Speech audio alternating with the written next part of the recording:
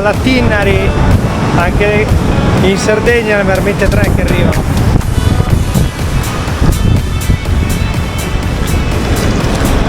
A parte il freddo e il vento, che oggi è veramente freddo, è stupendo, paesaggio bellissimo. Non si arriva col passeggino, quindi non va bene per le famiglie che hanno un passeggino, con lo zaino eventualmente assolutamente sì per tenere i bimbi. E poi arrivi qua, è una spiaggia non di sabbia, o perlomeno prevalente sono sassi tondi, quindi non quelli che fanno male, ma sono tondi, quindi da sollievo. Però una bella scarpa da trekking è meglio, dai. Ci sono 5 km di fuoristrada che, se si viene in periodi dopo la stagione o in stagione estiva, sono praticabili tranquillamente. Se si vengono ovviamente a novembre o comunque nell'anno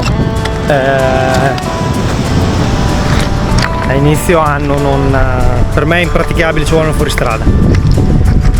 Però è uno scenario stupendo.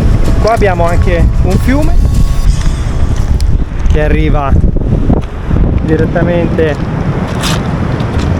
a mare.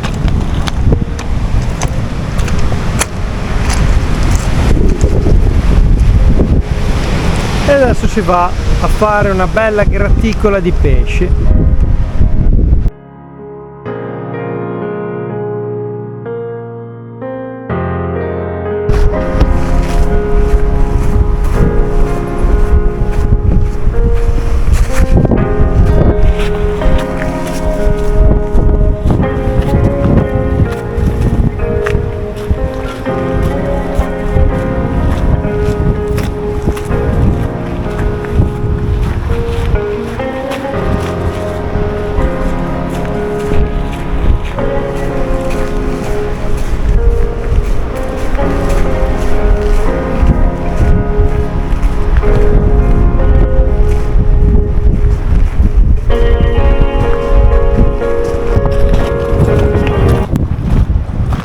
Questo è il primo bivio, che noi siamo andati a destra, se no volendo si va dritto e si va alla prima spiaggia. un quarto d'ora di cammino, facendolo tutto mezz'ora, andando con un'andatura molto tranquilla. Queste sono le uniche insidie del percorso e la parte finale c'è un po' di chino di rocce, una cosa molto tranquilla per scendere fino alla spiaggia.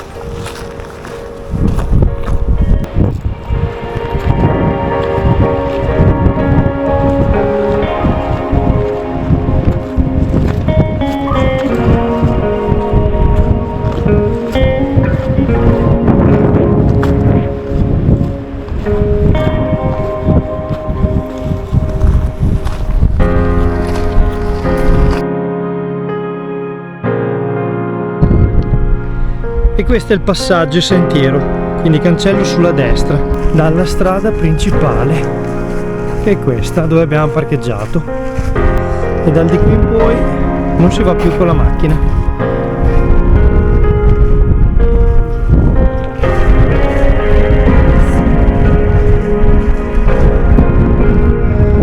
Percorso di 2,2 km e adesso andiamo a fare i 5 km di sterrato per tornare a casa.